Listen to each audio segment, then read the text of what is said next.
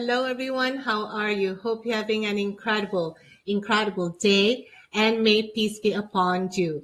Welcome to the show. It Takes Courage. With me, your host, Dr. Izdihar Jamil. And today I have a wonderful guest who is going to be sharing with you some tips to be reversing obesity. So let's welcome our guest. Here she is. Penny Foskaris, who is a nutritionist expert here joining us from Orange County. Hi, Penny. Welcome to the show. Hey, thank you so much, Dr. Jamil. So good to be here. Thank you. So, Penny, we have an important topic to discuss today, a topic that is, we can see the cases of it rising every single year, which is obesity. So let's get straight to the point and tell us what are some daily actionable steps, something simple, something practical but effective that people can do to start to reverse obesity. Sure, thank you. And I would say that we'll start with even, we're looking at being overweight and obesity. And a lot of people don't realize that they don't eat enough food, number one. So there's cases of too much food, and there's cases of not enough food. So we need to actually get our body composition done so we know our numbers and then know our macronutrients. So the first thing we can do is, first of all, we need to sleep, number one. And a lot of times people don't realize that when they're not sleeping, it could be because they didn't eat enough food during the day and their body can't repair. So I'm going to grab here my assistant, Bob. This is Bob, and he's showing all of his organs here. And we have to feed our organs. And so even when we're eating food, we have to think about, what are we eating? We need to, we need carbohydrates. They're not bad. So you see all these different diets, right? We're like, what the heck? What do we do? But we think of balance. We need carbohydrates. We need some protein. We need some healthy fats, right? Not all fats are good for us. We grab the candy bar, it's got fats in it. It's really not the best. But we can have it once in a while if we pair it up with protein.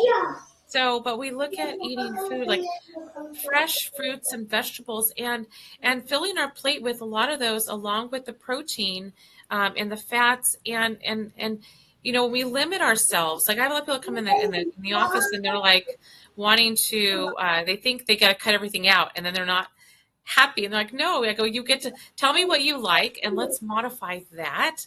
So number one is looking at your food, making sure that we're getting a balanced diet and getting a body composition done first is number one with any type of diet that you're eating or non-diet, but knowing your numbers is number one. And then we need to get exercise for our heart. We have to look at, when we don't put stress on our heart, when we're in a stressful situation, our heart can't handle it. Also, when we eat protein, it also is good for our heart too, because that's a muscle. So we need to feed our muscle. And so another thing, when we talk about exercise, people go and they do weights and they do all these weights. Like, I don't know why I'm not succeeding at this. And sometimes it's because they didn't have enough amino acids from the protein. And it could be vegan protein. It doesn't have to be animal protein. So looking at that and knowing that, and then resting. Even if it is for 5 minutes, if our stress levels go up, guess what? So does our fat. I had a client that gained 7 pounds of fat in 1 week from her stress. Okay.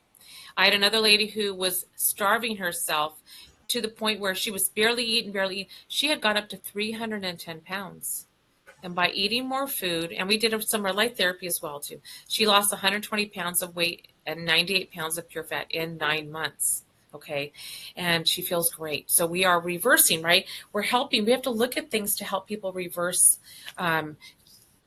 she was obese, and not everybody's obese, but we want to make sure with our children too. We want to teach our children how to eat now so they understand why we're doing it. Just to say, oh, don't have that. No, don't have that.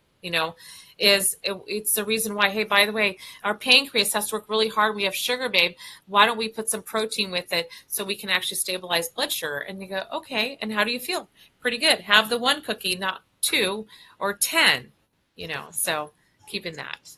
Yeah, I think that makes sense because today is Halloween when we're, talking this. So there are a lot of candies involved in Halloween itself.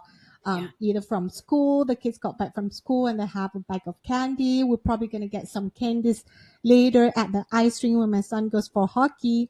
So it's kind of having the understanding of, like you said, body composition, but more importantly, what type of food like your body needs. Yeah. But also important as well that it's not how your body is digesting the food, even if you're eating the food, but how your body is digesting the food. And it's so interesting, Penny, that you touch about stress and sleep. It's kind of there's a huge correlation on that people probably don't know. Why are they not losing weight? One of that, like you were saying, sleep. They didn't have enough sleep. That can help their body to rest. So talking about all these important elements in reversing obesity, let's focus on one, which is food. So what are some of the foods that people can eat to create longevity, to create sustainability in their life? That's going to help probably take care of their liver, their heart. That's going to good for them in the long run as well, and not just for like right now. Right. So I would say the first thing to look at, and it's overlooked, is looking at the brands that, first of all, because we can have, some crackers. I'm going to look at it as we talk about even for families. What would be, eating unprocessed foods is really the best, right? If we do fresh fruits and vegetables, raw nuts, because we bake the nuts at a high temperature. We don't know where they're baked. It changes the property of the oil. Okay, so we're looking at nuts, raw nuts. We're looking at a variety of fruits and vegetables. Think of the Mediterranean diet. Okay, and so we look at even a little bit of wine is okay too, with a certain point. Then we get to the point for having too much, then it's not good for your liver, right? So looking at that, and if we look at superfoods, you can add some powder to your drink that has taken all these dried fruits and vegetables and adding all these nutrients together, and so we can really have a variety. But with the food, having the intention when we eat the food, and if we're in a good mood, like we should, look at our food. If we're angry while we're eating, we're probably going to get indigestion. And a lot of times we're in a hurry. And one person said, oh, my doctor said I gained weight because I was standing up. It wasn't because they were standing up. I decided to stand up because I always had to get something. So she was standing there being angry. That's what caused her to gain weight, not because she was standing. So if we slow down and even give ourselves, it might be 5 minutes, but at least take a breath and think of nourishing your body. And that's what we got to look at, right? Nourishing the body. I'll take back to box food because, it's unavoidable sometimes. We're traveling and we're at convenience. We have to look at a lot of foods that I thought were great brands, and I'm not going to name any brands, but this granola bar, at least it's okay. And I look at it and it says bioengineered ingredients. Or you look at genetically modified. There was I'm not going to say again the brand that people were at their headquarters last week and they were demanding that they change the way they make their food. That's not going to make a difference. That actually just gave them more publicity. What we need to do is look at the labels and decide which ones to buy. And I can assure you, if we stop buying that brand, they will change. Yeah, that's so interesting, Penny, in the sense that you're talking about even if brands that say organic, right? Labeled organic, labeled healthy, natural. But when you look at the composition or the back label, you start to see what are all these things that are not in alignment of what's organic. Organic can just mean one little itty bitty thing that they put in, whether it is the nutritional bar, whether it is cereal. I was like, oh my God, Penny, like when I drop off Rehan, my youngest one, he's 3, at his play school, they would serve him breakfast, and I saw one of them is cereal. So cereal is a processed food that has a lot of sugar, and we don't eat cereal because I don't grow up eating cereal. Back in Malaysia, I grew up eating hot food, so we just don't have cereal. But Yeah. it has become like an okay thing to have this different kinds of food that are seemingly healthy, like whole grain, this fiber thing. So how can we bust through that misconception or start making conscious choices with our food that are going to be beneficial for us? I would say the number one thing is to teach our children to look at the labels. They are learning from us and learning from example. People are used to giving their children Nestle Quick, and it's like the bunny's on there, the marketing's great. And I tell people, and I have yet to do the video, but I will, is like, how do you make it healthier? You dump the chocolate out because it's all sugar, and you put some collagen protein inside, right? And that way you're getting some protein. But I'll tell you, the main thing is educating even from a young age. And I'll just share with you, one of my cousins, her son, when he went to junior high, they had a Shake Shack there, and he gained like 5 pounds within, and on a boy that's 12 years old, 5 pounds in about 2 months and he didn't grow, he got bigger. That's a lot of weight. And I actually I emailed the school board because I didn't know who to talk. And I said, can I please come in there and help you tweak things pro bono just to do it? And I got a not nice letter back from the principal and say they have a choice to bring stuff if they want. But, they were serving these children shakes and a full-size muffin from Costco, right, for a snack after school. And it's like, it's okay to have a muffin, but have a small one and teach the kids. If you have this, guess what? Your pancreas is going to have to work harder and you get diabetes, right? And so we're looking at shifting as to, sometimes like my son, when he was getting heavier when he was younger, I said, let's go for a walk, right? Let's go for a walk together as a family. It's good for all of us. Instead of the 5 cookies, you'll have 2 little cookies. And I taught him moderation. And I think when we tell children to, no, you can't have that, no, you, or an adult, they're more prone to have it. So let's modify it so it's healthier way for them. Great insights about, teaching the kids, or at least teaching ourselves as adults, to kind of an understanding about the label, what's in it. And you also touch base about let's eat more, what would you call it, like organic, not organic, but whole foods that are not so much of being processed. Yeah. You said about the nuts being baked and it just loses the composition and the natural oils that it has. And you also touch base about the Mediterranean diet. Can you just give us an overview about what Mediterranean diet looks like? Yeah, so it has fish and nuts and different seafood and olive oil, right? They use a lot of olive oil, and extra virgin olive oil is one of them, and then also and fruits and the vegetables. And that's really where they're not eating a lot of our meat here too. Like they do eat meat in some of the countries, they do, but not as often. But if we're going to have the meat, should be grass fed, right? And because when the antibiotics go into the animals, it goes into us as well. It's in that meat. And so we need to look at natural farmers and just really getting legumes, so beans. But also, when we look at the diet, we have to look at, again, the macronutrients, because if you ate a whole bunch of beans and just a little bit of vegetables, you're getting too many carbs. Even though they're good for us, we're getting too much. So again, going back to body composition and getting your analysis of your macronutrients, your protein, carbs, and your fats. But that's really what it entails, is really the olive oil, the fruits, the vegetables, all fresh.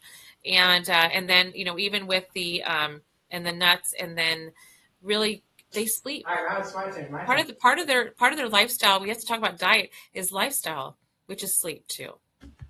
Yeah, that's, speaking of olive oil, right? I remember my husband and I, we visited Italy. This was like years ago when we were staying in England. And part of our visit there, we went to an olive oil factory. It's like a family owned olive oil, like, there was like olive trees everywhere. And we met kind of like the owner. And I asked, okay, so what do you use this olive oil for? Do you just use it for this? Or do you just use it for, I was told that we don't fry with olive oil. We just do like drizzle a bit. And he was like, we use olive oil for everything. Like, it's kind of like I guess it's their way of life. They grew up with olive oil.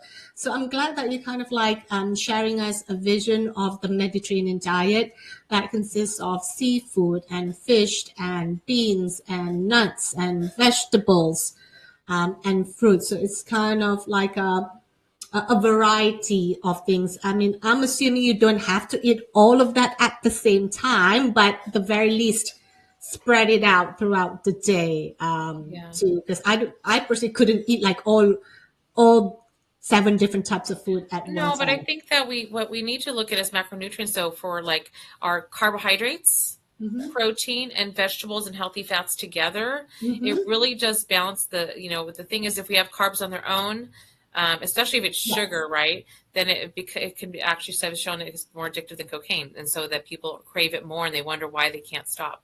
But I'll share some about olive oil. We still it actually, even though they've actually changed a little bit in Europe. My family actually has olive trees in Greece, and we have lots of olives, and they make olive oil out of that. But the thing is it's not a high temperature oil, so I don't recommend frying with it. I recommend with like avocado oil is a high heat oil is usually what I recommend. Coconut oil is also high heat oil, but it is very high in saturated fat, so we do need to limit our saturated fats for heart health. So, but there's one thing I want to share about the olive oil in Europe. They bottle separately for Europe, and they bottle another way for America. Okay, because our country allows about 20% of another oil to be in it and still called extra virgin olive oil. So we really need to do our research. So California olive oil is pure, and I'm Greek and I love our olive oil, but it's a little bit different when it's imported here. I just tell people watch your brands. That's all. Okay. Beautiful. Like, again, just be mindful and read the label of, Yeah. the source of where your food comes from.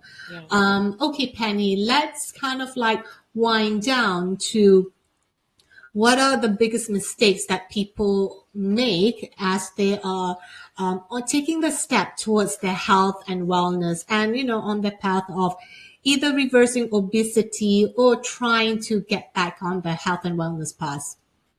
So one of the things is that they'll hop on a trend, and they're not looking to see if it's right for them. And so again, getting your body composition done with something like an InBody 570 or Evolve, they're FDA approved devices. So you actually see that you need 1800 or 1500 or 1200 or 1600. Depends on your muscle, because if you eat less than what you're supposed to, you will store fat. Okay. And when you're looking, again, body composition important, because as you're losing weight, if you're gaining muscle, you could actually lose, I'm going to show you here, a pound of fat, but you just drank some water and now you weigh the same.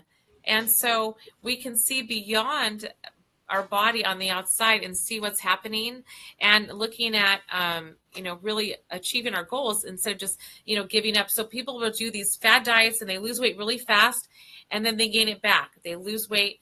And so if you track your body composition and you see that this is working for me, continue it. And any style of eating is fine as long as we look at the numbers inside. And that's what I do. So I have a very high success rate here in the office because we're looking at each individual person.